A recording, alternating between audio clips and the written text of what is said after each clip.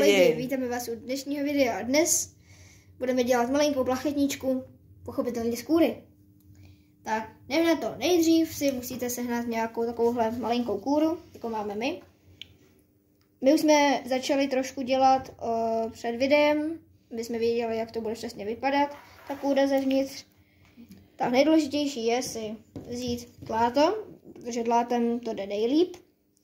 Pak nějakou takovýhle plát nebo takovouhle železnou pilku. To jde nejlíp. Dřevěnou, tím by se ta kůra dřív rozlámala, než by se s ní začalo něco dělat.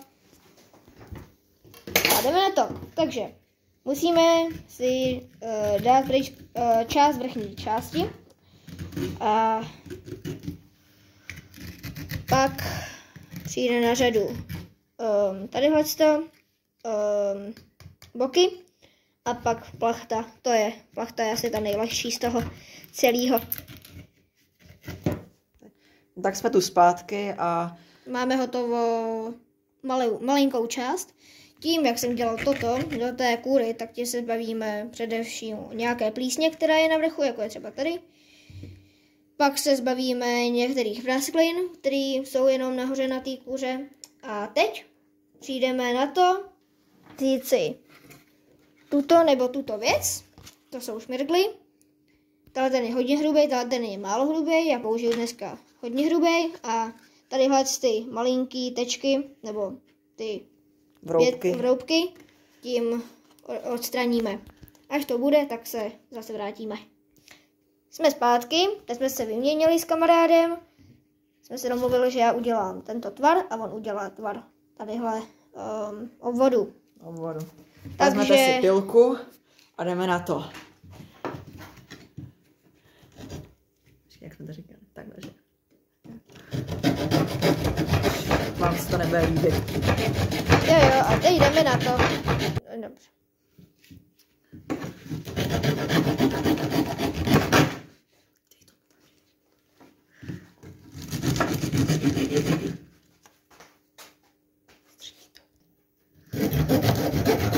Stranu.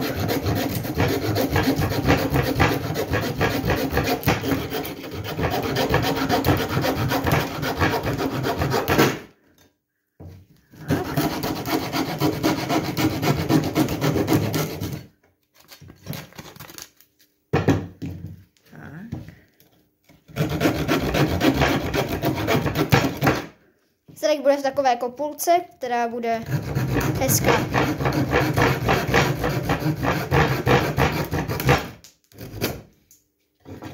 Tak, teď to střihneme. Tak, já to dodělám a uvidíme se za chvilku. Ahoj. A zapomněli jsme říct, dělejte s námi, bude to větší sranda. Tak jsme zpátky a jdeme šmirglovat. Vezmeme šmirgl a jdeme na strany.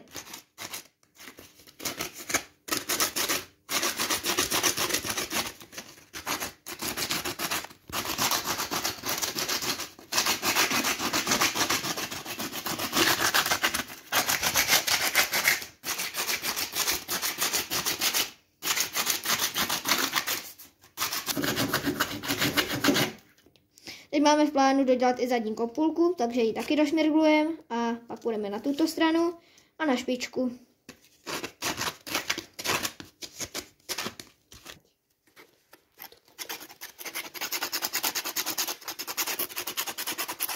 Tak už to bude, lidi. Zadní kopulka bude hotová na této plachetničce.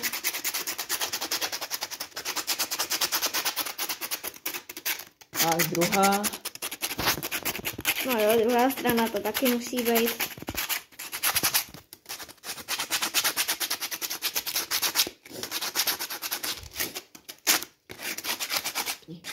Teď.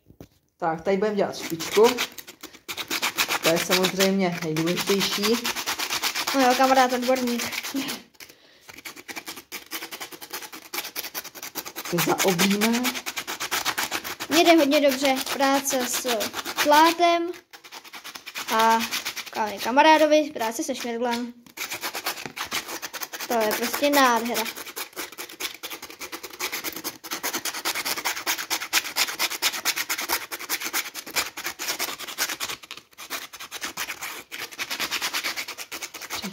Teď na tu zpátky a jdem dodělat poslední stranu.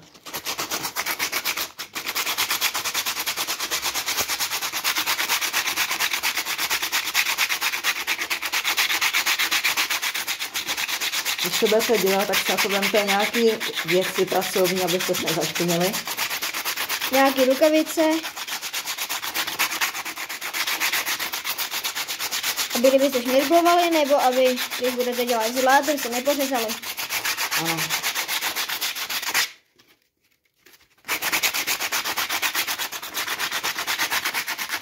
Tak a samozřejmě spodek musíme ještě udělat. Spodek nejlepší je se zbavit toho mechu. Toho mechu, jak jsme řekli v minulém videu. Když vám nepomůže šmirgl, použijte dláto.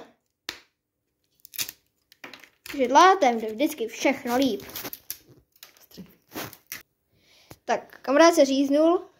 Jak jsme říkali, berte si rukavice. Ano. Je to nejdůležitější věcí pro dělání loděk. Nebo s dlátem, nebo se šmirglem. Ano.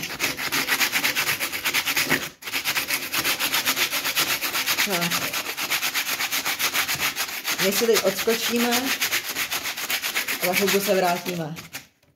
Tak, my se s vámi loučíme. A u dalšího videa dejte aspoň 5 lajků, ať můžeme natočit další video.